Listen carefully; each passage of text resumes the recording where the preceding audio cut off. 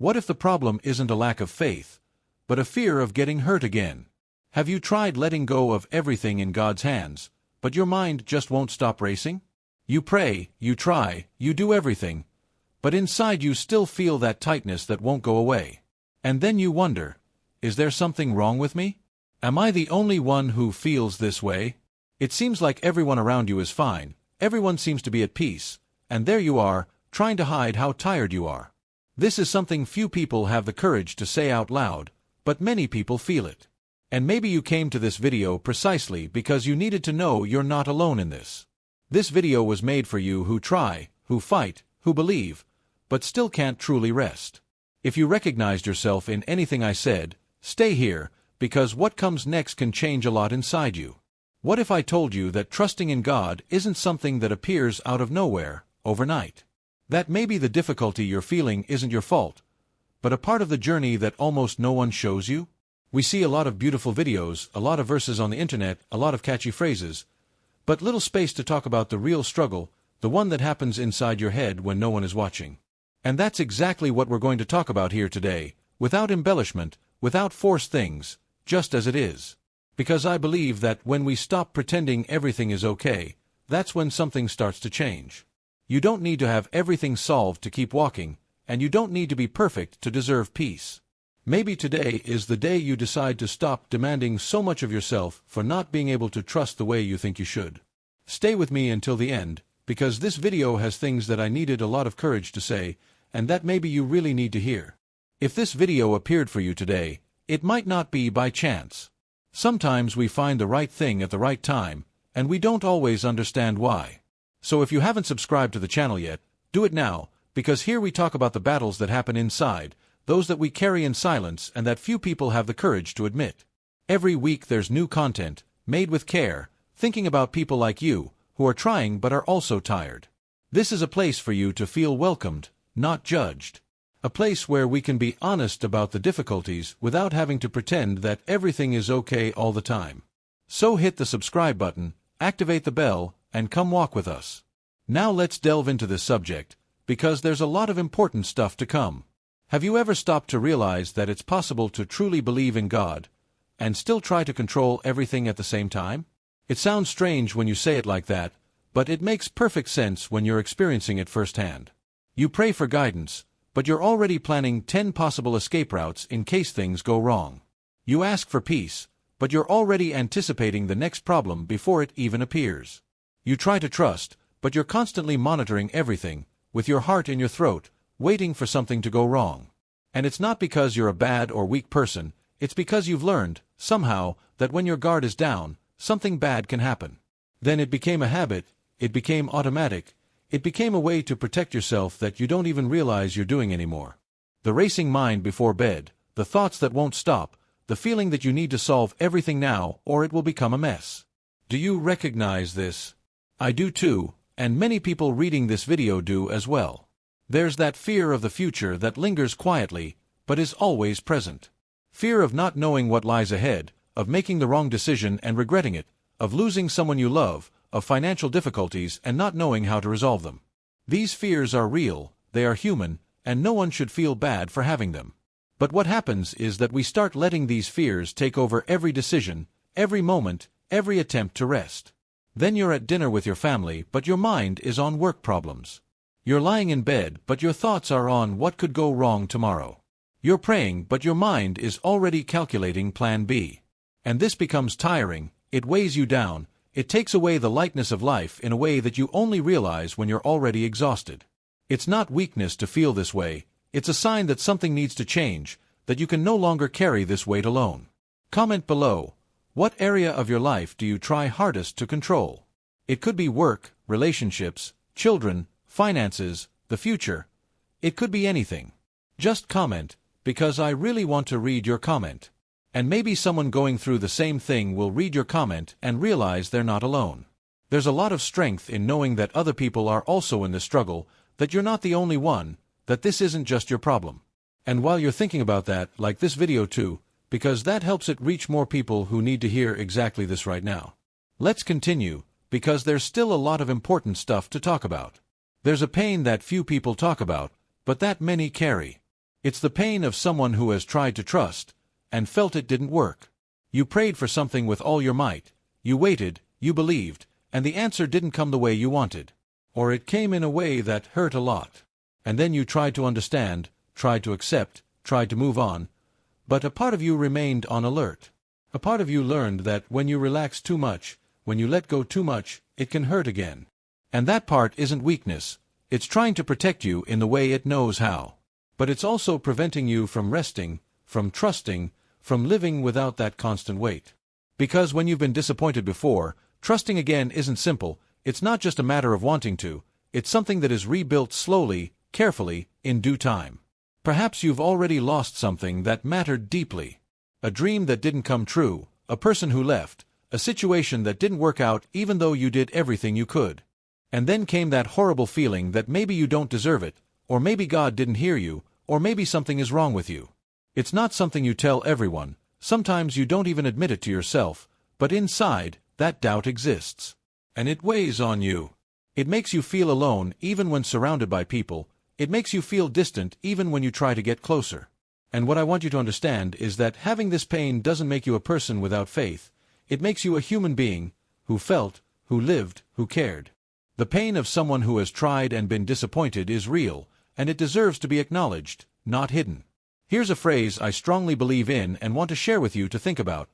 Many people haven't lost faith in God, they've lost the ability to rest. And perhaps that's exactly what's happening to you. The faith is still there, but the rest has vanished. The trust still exists, but it's mixed with fear, with alertness, with that feeling that you always need to be on guard.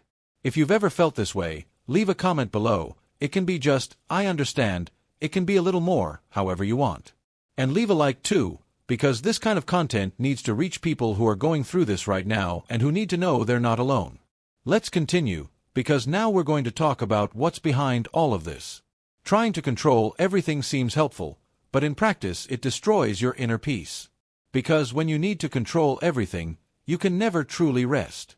You're always monitoring, always calculating, always ready to act if something goes wrong. And that's exhausting in a way that goes deep, beyond physical fatigue. It's a tiredness that nights don't solve, weekends don't solve, vacations don't solve. Because the problem isn't in the body, it's in the mind that won't stop. And the more you try to control, the more the feeling that things might get out of control grows. It's a self-perpetuating cycle, and breaking free isn't easy, but the first step is understanding that it exists. You don't need to be on alert all the time. Things won't fall apart just because you took a deep breath and stopped for a second. Overthinking seems helpful, but it often drives away peace instead of providing solutions. When you keep going over the same problem in your head over and over again, you're not solving it. You're suffering prematurely over something that might not even happen. Anxiety does exactly that. It takes you to live in a future that doesn't yet exist, full of problems that may never arise, and robs you of the present, which is the only place where life truly happens. You've probably experienced a moment when you spent days worrying about something, and in the end, nothing happened as you imagined. Or something different happened than you feared. All that suffering was real, but it was generated by something that didn't yet exist. And when you notice this pattern, it becomes easier to start questioning when your mind starts racing again. Your mind may have become a constant battleground, and you may not even realize it anymore because it's become normal. You try to predict everything because you're afraid of getting hurt again. You can't rest even when everything seems to be going well because it always feels like something might change. This is exhausting, and you don't have to live like this. I'm not saying it's easy to change. I'm not saying it's just a matter of deciding and that's it, because that's not how it works. But I am saying that there is another way to live, lighter, more peaceful, and you deserve to reach it. If you like content that talks about this in an honest way, subscribe to the channel now, because every week there's a new video to help people who are struggling silently, just like you. Let's continue, because now we're reaching a very important point. What if trusting didn't mean understanding everything? What if trusting wasn't something that appears when all doubts disappear, but a choice you make even when doubts are still there? Because I think we have an idea of trust that's almost impossible to achieve. We imagine that trusting means no longer feeling fear, no longer having questions, no longer having that nervous feeling in the face of the unknown. And then, when fear appears, we think we've failed, that we're not trusting properly, that there's something wrong with our faith. But maybe trusting isn't the absence of fear, maybe it's continuing to walk even with it. Maybe it's taking the next step even without knowing what comes next. Maybe it's saying, I don't know what will happen, but I'm not alone in this, and continuing anyway. Trusting doesn't mean having all the answers. It means accepting that you don't need them all to move forward. And that's very difficult for someone who was raised believing they need to understand everything, solve everything, and handle everything alone. Because when you don't have the answers, it feels like you've lost control, and when you lose control, it feels like things are going to fall apart. But think about it. How many times in your life have things worked out in a way you hadn't planned? How many times has a door that closed led you to something better, even if you couldn't see it at the time? I'm not saying everything is easy or that the pain isn't real. I'm saying that maybe your story isn't over yet, and that the chapter that's scaring you now might make sense later on. Maybe what's expected of you isn't perfect, flawless, doubt-free, fearless trust. Maybe it's just that you stop carrying everything alone, that you accept that you can't handle everything, that it's okay not to have all the answers. This gives me a sense of relief when I think about it, because it takes a huge weight off my shoulders, this idea that I need to be perfect to deserve peace. You don't need to be perfect to deserve peace. You don't need to have everything solved to be able to breathe. If you've made it this far in this video, I'm so happy you stayed. Comment below, I want to learn to trust. It may seem simple, but sometimes putting that out there, even in a comment, can be the beginning of something new within you. You are not weak for feeling fear. I want you to hear this again. You are not weak for feeling fear. People who seem very strong on the outside also feel fear. People who seem very sure of their faith also go through moments of doubt and uncertainty. The difference is often not that these people don't feel fear, but that they have learned not to judge themselves so much for feeling it. Because fear is not a sign of weakness, fear is a sign that you care, that something matters to you, that you are human. The problem is not the existence of fear. The problem is when it starts making decisions for you, when it starts preventing you from living, from trusting, from opening up. And you must be tired of letting it control you so much. There's something beautiful about the idea that you're seen even when you're hiding. That the fear you don't tell anyone, the doubt you carry in silence, the struggle that happens inside you when everything is quiet at night, it doesn't go unnoticed. You're not invisible in your pain. And that might seem like a small thing when you're at rock bottom, but when you start to truly let that idea settle in, it changes something inside. Because it means you don't have to pretend you're okay to be accepted, you don't have to solve everything alone to deserve help, you don't have to be strong all the time to have value. You can be exhausted, you can be full of questions, you can be afraid, and still be welcomed. That's one of the most liberating things I've ever heard in my life. You're just tired of carrying everything alone. And maybe today is the day to stop fighting alone. Not because everything will magically be solved from now on, but because you can start to let go of some of the weight you don't need to carry. If this video spoke to you in any way, subscribe to the channel now, because there are still many messages you might need to hear. And send this video to someone you know who's always trying to be strong, who's pretending to be okay when inside they're exhausted. Sometimes the kindest thing you can do for someone is to show them that you see them. Let's go to the end, which is where I leave the most important message of all. Maybe you can't fully trust today. And that's okay. Trust isn't a switch you flip and that's it. It's something that's built, that grows little by little, that forms over time and with experience. So if you've come this far expecting a magic formula that solves everything at once, I need to be honest. That formula doesn't exist. What exists is a path, and that path is made of small steps, of days when you let go a little more, of moments when you choose not to carry it alone even when instinct tells you to. And every step counts, even the ones that seem insignificant, even the days when you tried and didn't achieve as much as you wanted. The fact that you're still trying already says a lot about who you are. You made it to the end of this video, and that's no small feat in a world where everything competes for your attention, where everything tries to distract you. You stayed.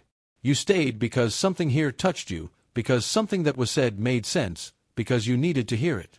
And I truly hope that you leave here feeling a little lighter than when you arrived. Not with all the answers, not with everything resolved, but perhaps with a little less weight on your shoulders. With the feeling that you're not alone in this struggle, that what you feel is real and valid, and that you deserve peace, not when everything is perfect, but now, just as you are. This is something I truly believe, and I hope you start to believe it too. Maybe today is the first day you decided to stop running from your fears and started facing them head-on. Not with brute force, not pretending they don't exist, but with more kindness, more honesty, more space to be who you truly are. Write in the comments, "I surrender." It can be symbolic, it can be the beginning of something, it can just be a way to mark this moment. And subscribe to the channel to continue walking together, because there's still a lot ahead and you don't have to go alone. I'll leave it at that, and I hope to see you in the next video.